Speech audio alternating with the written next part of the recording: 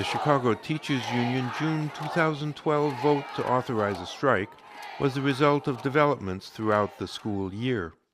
In December 2011, teachers, parents, and community groups protested in front of the Chicago Public Schools offices to demand that they stop threatened school closures and turnarounds. The experimentation, the merry-go-round of failed reforms that has affected the communities on the South Side and the West Side and all of our schools has been a failure. The people who work in these schools, who go to these schools, who live in these schools, have complained about inadequate support for more than a decade, for years and years. Instead of the resources that we need, the counselors, the teachers, the security, all the things we need, we get closings, we get actions, we get turnarounds, we get the very people who built relationships over decades being blamed for the failure. They get fired, and communities get destabilized, and our schools are not helped, our schools are hurt. And we're here to say, we want you to save our schools, stop experimenting on them. Who are the people that will save our schools? We are the people that will save our schools. Who are the people that will save our schools? We are the people that will save our schools. We are the 99%. We are the 99%. Well, my name is Mary Raspudik. I work at the Hyatt Hotels in Chicago for 16 years. Many of the members of my union work in the school cafeteria. They work for a school board. And let me tell you, we have been fighting at the Hyatt where I work for a fair contract for over 2 years. A few months ago, my coworkers and I, we even walked out on a 1 week long strike to send the Hyatt a message that we deserve the same standard as the union workers across the city. The owners of the Hyatt Corporation are billionaires.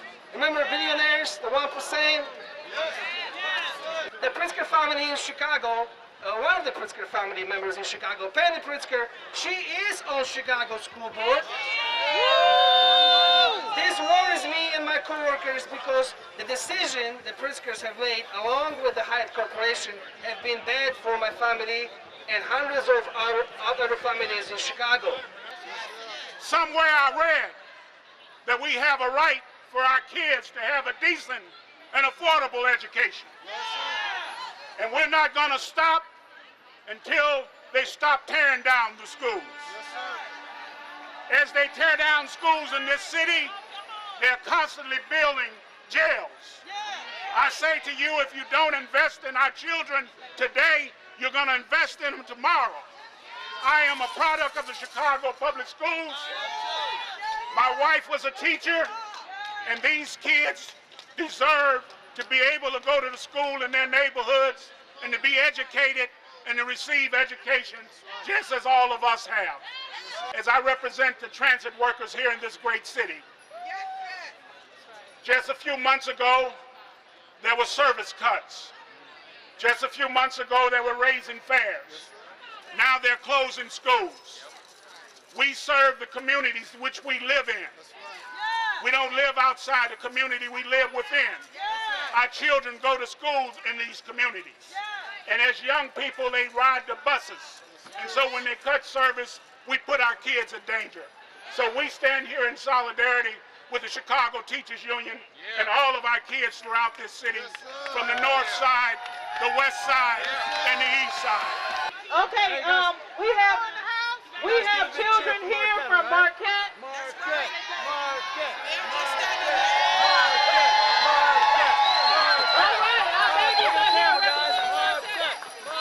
I'm a teacher at Marquette, but we brought our children. They wanted to come. This is their future that is being sold right out from under them.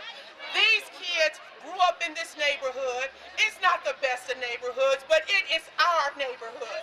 And these kids want to go to their school. They want to remember their school that their sisters, their older sisters and brothers went to and graduated from. These are our children.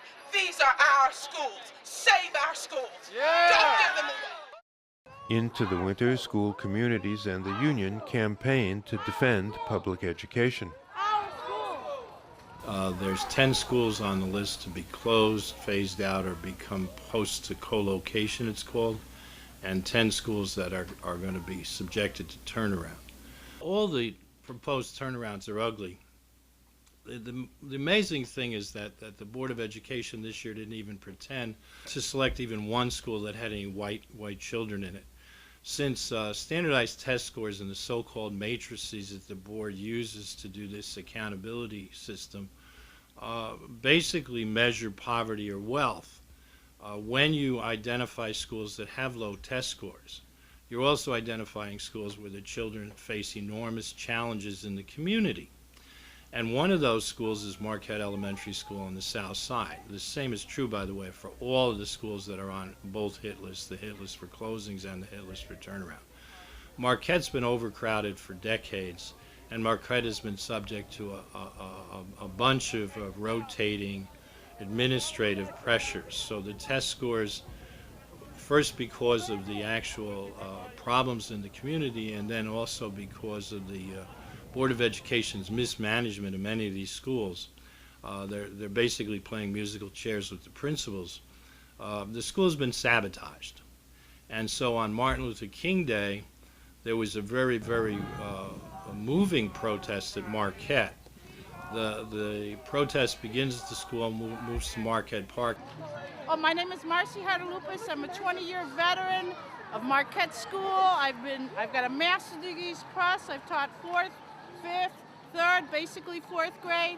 Over the 20 years, I've seen our funding decrease, our class sizes grow bigger, our art, music cut out, no social workers for a school of 1,400 students, and gang problems, violence in the school, and we have no plan to deal with them. Resources have been cut, curriculum has been forced upon us, books they choose, even though the teachers have objective. There is no discipline plan, no help from anybody to help our kids. They're being pushed up every year. The board is the 24th percentile to pass kids. You want your kids passing at a 24th percentile? Are you kidding me? And yet the board has been passing them every single year and then blaming the teachers because they couldn't get those kids up to the 70th in the next year. This has been a planned thing. I've been there 20 years. Every year it's getting worse and worse because the board has refused to fund our schools and give the money that those kids deserve in the school. Yet AUSL just got $4 million pumped into the school to fix the air conditioning, to fix the room, to hire more teachers, to hire social workers, to put computers in the classroom. We've never had a computer. We don't even have a loudspeaker in our rooms, half the schools. And yet they come with their little suits already, like digging over our corpse. We're going to fix the roof. We're going to put air condition. We're going to fix the intercom. Everything under the sun has been given to these people who are businessmen. Mr. Tim Crawley, the president of the Board of Education, was the president of AUSL. How is he getting the funding? Who's getting the money for all these schools and the kickbacks? And the kickbacks. And the kickbacks, the book series that we've been forced to use for 10 years, and they're telling us do it, and we're telling them it doesn't work, it's not helping our kids. You do that, you're on probation, you have no choice. Is this a democracy or isn't it? So, just everything. Our kids, they're saying that we're the shortest day. Well, let me tell you this. Our kids get 20 minutes of lunch. There is no recess where the suburbs get half hour of lunch and a resource every day. Gym every day. We have gym once a week. We don't have art and music. Our kids aren't good enough for art and music. And I don't even know, there's so many things. Good teachers, master degrees plus, nationally board certified teachers forced out of the system because the board doesn't have reading specialists, tutors. We've had programs that have come and gone at our school. Every year something else, somebody gets money, do this program. Oh, this program's no good, throw it out. Somebody else's program, every year. And we're tired of it, we're tired of being treated. We're educators. We want our kids to learn, but you have cut all our resources away from us. Thank you. I'm here this afternoon speaking on behalf of 556 students in this building. I'm speaking on the behalf of this turnaround that the people behind me and our principal, Dr. Tiffany Bronson, is not okay with.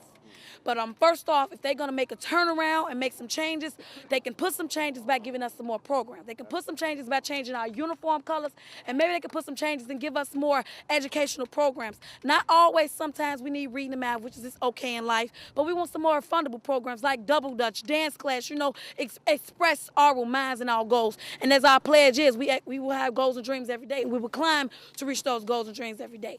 And this turnaround is not unacceptable. And what I think on my behalf as council president, I've been doing this for 3 years now, and this is unacceptable. This is unacceptable. We went through 3 principals within the last 3 to 5 years now. This is unacceptable. Dr. Bronson, she's doing enough. She's doing turnarounds by herself. Piccolo shouldn't be closed. None of these schools should be given to these monsters. I mean, they're coming in and destroying our education for our children. Our teachers work real hard. I don't think it's fair for our teachers, our staff members, our children. And if they really want to talk about hurting education for our children, just look at the scores that AUSL has done for these schools that they have turned around.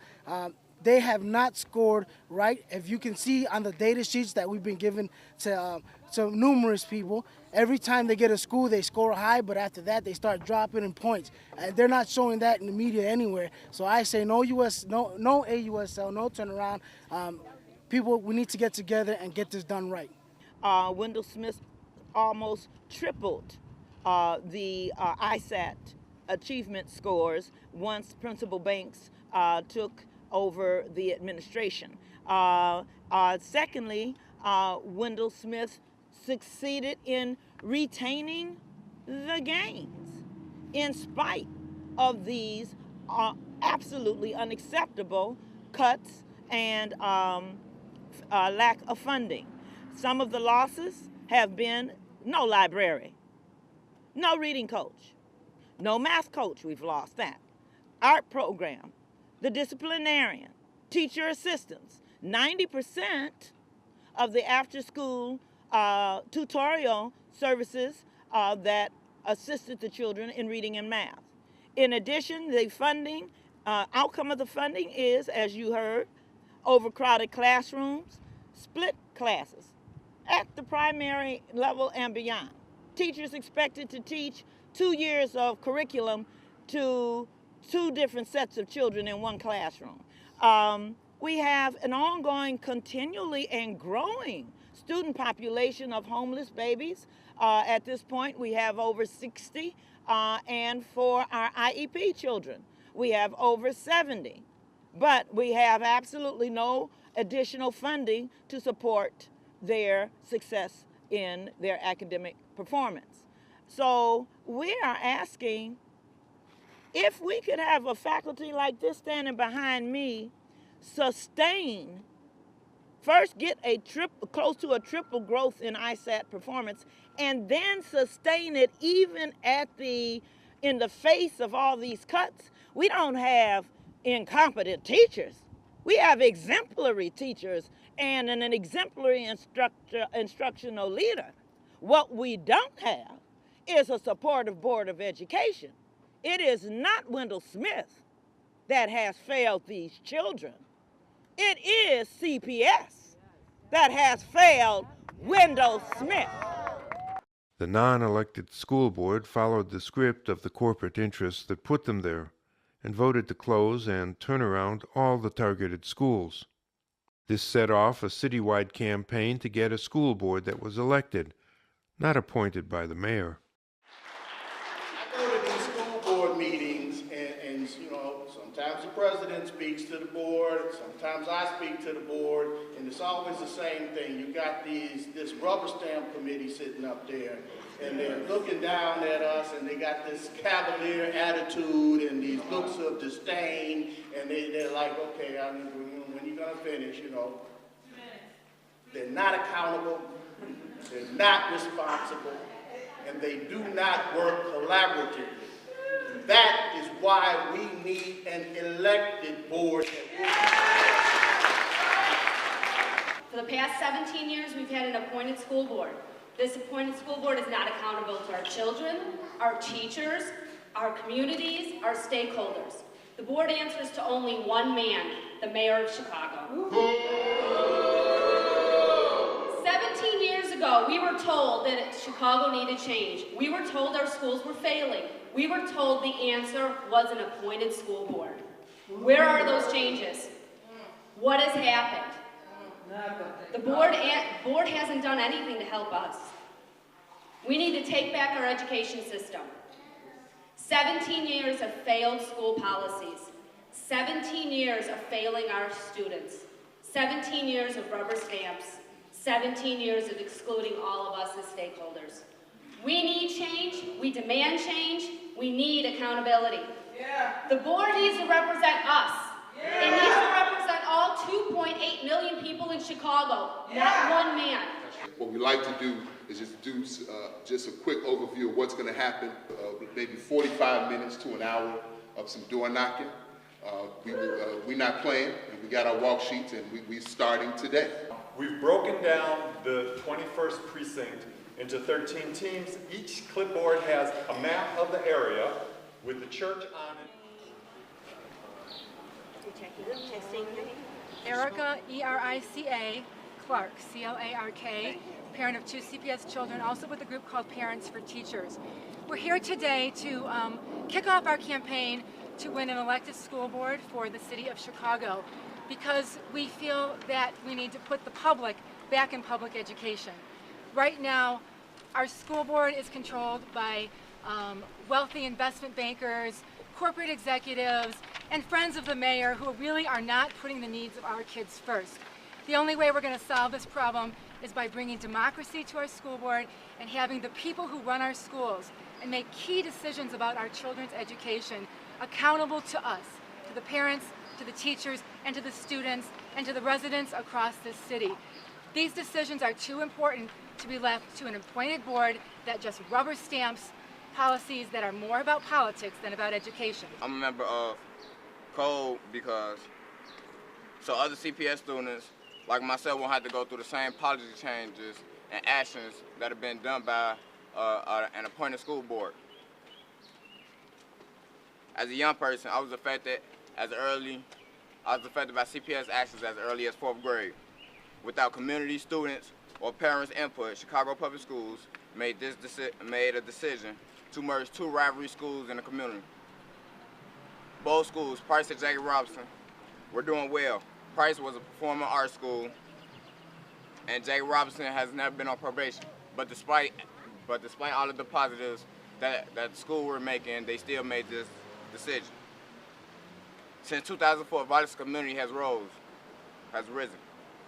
Tell me, who gets fired for creating violence in our community? That's right. What we're seeing right now is truly a disservice that is being done to our children. We speak of things of globalizing education for our children. We talk about making them productive citizens of society. What we must understand is that human beings, in order to be successful and productive, have to be well-rounded. We have to create a holistic child. Our children have so many talents and so many gifts that we have to foster. The only way that we will be able to do that is to provide those opportunities for them to shine, to learn, and to grow. We believe, starting here and now today, that the way to do that is to have an elected representative school board where there is representation from all over the city who will have the best interests of all of our children, whichever community they come from throughout this city. And we've looked at campaign spending limits.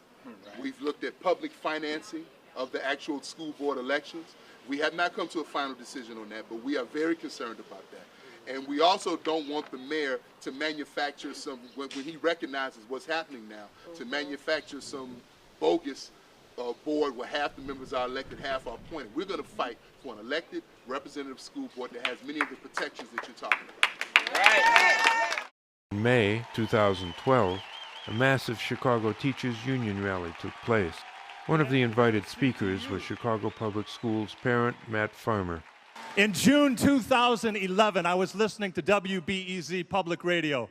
Education reporter Linda Lutton was conducting an interview with billionaire Board of Education member Penny Pritzker about public education in Chicago.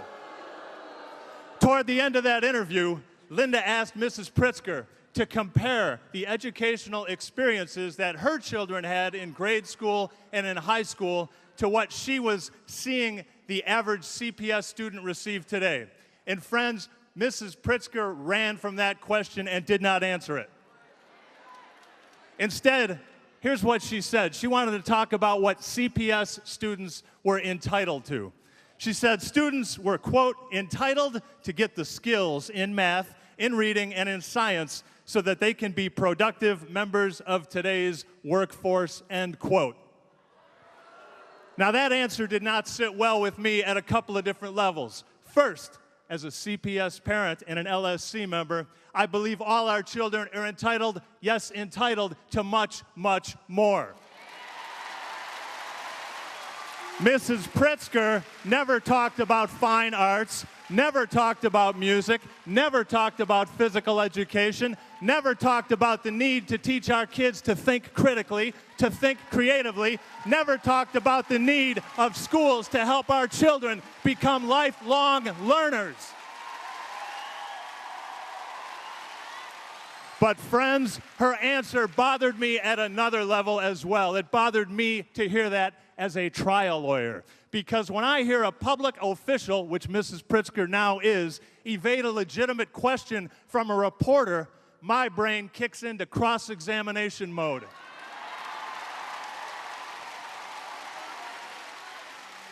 And had I been in that radio studio, I would have said, well, that's great, Mrs. Pritzker, but let's get back to the question I asked you. Your kids attended the University of Chicago laboratory schools, correct? Yes. Same school Mayor Rahm Emanuel has chosen to send his kids to, correct? Yes. And the reason you and your husband chose the University of Chicago laboratory schools for your kids, in part, is because the school offers a rich curriculum. Isn't that true? Yes. From day one, your children had fine arts at the University of Chicago Lab School, correct? Yes. And in June 2006, you told your old college newspaper, the Harvard Crimson, and I quote, I always say fine arts opened my eyes and gave me a new sense, and I carry that passion with me, end quote. And that's why right now the University of Chicago Laboratory School has 7, count them, 7 art teachers on its faculty. Isn't that right, Mrs. Pritzker? Yes.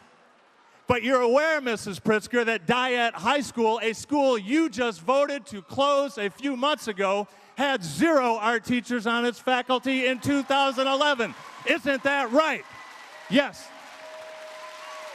Your students also receive music education from day one at the lab school. Isn't that true? Yes. Your students had physical education classes every day at the lab school. Isn't that right? Yes. Your students had libraries, beautiful libraries in which to study, research, and write. Isn't that true? Yes. You're aware, ma'am, that as we sit here today, 160 CPS schools do not have libraries. Isn't that right? But again, as we sit here today, Mrs. Pritzker, you're aware that you are spearheading a campaign right now to build newer, better, and bigger libraries at the University of Chicago Lab School. Isn't that true? Now, friends, we could go on with this exercise, but we're running out of time. If Mrs. Pritzker and Mr. Emanuel want to know the harm that their policies are causing all of our students, they don't need to ask Karen Lewis. They don't need to ask Randy Weingarten. All they need to do is go to the website of the University of Chicago Lab School and read what the school's director, Dr. David McGill, writes. He's been running that place for the last 10 years. Do you want to know what Dr. McGill at the lab school says about standardized testing? The same testing that fills our calendar for weeks? Measuring outcomes through standardized testing and referring to those results as the evidence of learning, and the bottom line is, in my opinion, misguided and unfortunately continues to be advocated under a new name and supported by the current administration. That's the lab school, folks. Do you want to know what Dr. McGill from the lab school has to say about art, music, physical education, and libraries?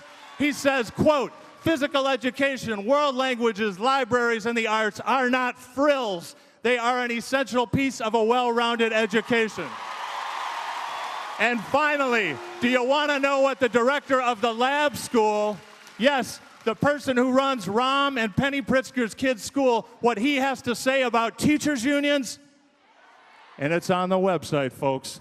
Quote, "I shudder to think of who would be attracted to teach in our public schools without unions." And my friends, I too shudder at that thought. That's why I'm here today. We stand with you. A massive teachers' march through Chicago's Loop following the big rally showed the city where things stood. A few weeks later, the teachers voted nearly 90% to authorize strike action in the coming school year, if necessary. Together we're going to do what needs to be done. Together we're going to tell the mayor. We're going to show the powerful ministers. We're going to show the Board of Education that you cannot run the schools without us. The attacks on public education by the corporate-controlled school board have led to this unfortunate confrontation.